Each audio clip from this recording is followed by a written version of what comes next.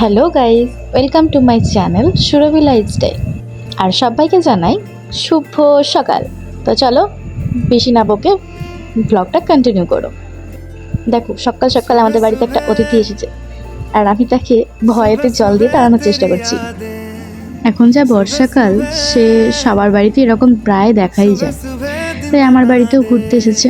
তো যাই হোক, আমি ফ্রেশ হয়ে নিচ্ছি, ফ্রেশ হয়ে নিয়ে স্নান করব। স্নান সেরে নিয়ে এসে ঠাকুর পুজো করতে হবে। তো দেখো, স্নান সেরে এসে আমি রেডি হয়ে নিচ্ছি, কারণ পুজো করতে বসবো বলে।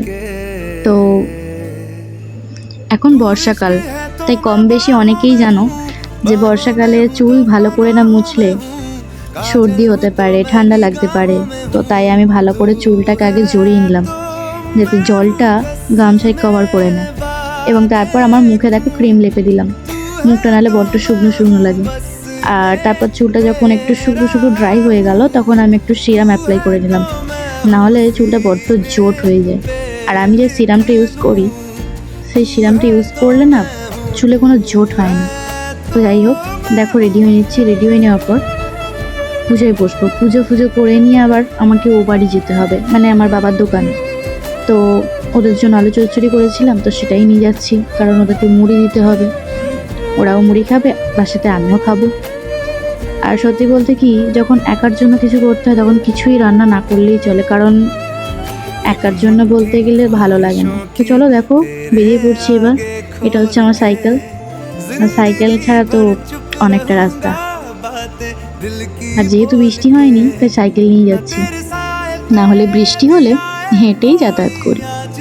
তো চলো, যাওয়ার জন্য আমি বাড়ি থেকে নিয়ে নিলাম যে তরকারি, কলা, আর বাড়ির সব লাইটগুলো অফ করে দিয়ে বাড়ির চাবি দিয়ে বেরিয়ে পড়লাম। দেখো,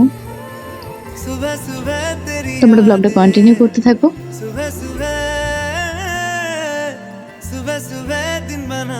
আসার সময় একটু বাজারও করে নেব, তবে যাওয়ার সময় বাজারটা করব না, কারণ যাওয়ার সময় বাজার করলে একটু অসুবিধা হয়।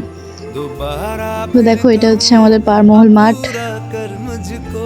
এখানে ছোটবেলায় খেলতে আসতাম। প্রত্যেকটা স্কুলেরই, মানে আমাদের তারকেশ্বর প্রাথমিক স্কুল, গার্লস স্কুলগুলো থেকেই মাঠে খেলানো হয়। তো দেখো, কথা বলতে বলতে আমি অনেকটাই চলে এলাম। শেষে আমার বাড়ি পর্যন্ত চলে যাব, আমার বাবার দোকান চলেও এলাম। এসে ওপরে যাচ্ছি। এই সরু জায়গাটা দেখলে মনে হয় ছোটবেলায় কি করে জায়গাটাকে হাঁটতাম। আসলে এই শৈশবটা বহুত সুন্দর ছিল। এখনকার বাচ্চাদের শৈশবের তুলনায় আমাদের বেলার শৈশবটা অনেক অনেক সুন্দর ছিল। তো যাই হোক, সব রেডি করে নিচ্ছি, কারণ ওরা আবার খেতে আসবে, তাই সমস্ত কিছু রেডি করে নিচ্ছি। আর তোমরা এটা জানো, যারা ব্যবসাদার মানুষ হয় তাদের খেতে মোটামুটি 12টা-1টা বাজে। তো আমি মুড়ি মেখে দিলে তবেই ওরা 11টার মধ্যে খায়, আর আমি মুড়ি মেখে হাতে না ধরে দিলে 1টার মধ্যে খাওয়া হয়। তো যাই হোক, খাওয়া দাওয়ার শেষে আমি বাজারটাও করে নিয়ে বাড়ি ফিরছি। আমার যেহেতু মা নেই, তাই আমাকেই সবটা করতে হয়। তো আজ যেহেতু দেরি করে বাড়ি ফিরছিলাম, তো সেই কারণে অতটা বাজার কিছু করা হয়নি। তো দেখো, মুদিখানা দোকানে আগে ঢুকে পড়লাম, কিছু কেনাকাটা ছিল। কেনাকাটা করে নিয়ে আবার নিজের গন্তব্যে চলে এলাম, কারণ আবার রান্নাবান্না করতে হবে। রান্নাবান্না করলে তবে ওরা এসে খেতে পাবে। আমার দাদা এসে খেয়ে বাবার খাবারটা নিয়ে চলে গেছে। তো এবার আমি নিজে খেয়ে নিচ্ছি। তারপর আবার রাতে রান্না। আবার দেখো, রাতে রান্না ছেড়েও বেরিয়ে পড়লাম। কিসের জন্য জানো? একটু পার্লারে যাবো বলে, কারণ সামনে একটু ঘুরতে যাবো প্ল্যান করেছি বান্ধবীদের সাথে। তো তাই একটু পার্লার যাচ্ছি, কারণ একটু ভুরুটা সেভ করবো। যাই হোক, আমাদের বাড়ির সামনেই বাবার মন্দির, তারকেশ্বর বাবার মন্দির। এটা নারায়ণ মন্দিরের পাশ দিয়ে যাচ্ছি। আমাদের বাড়ি থেকে মন্দির খুব একটা দূর নয়। আর এখন আমাদের তারকেশ্বরে শ্রাবণী মেলা আরম্ভ হয়ে গেছে।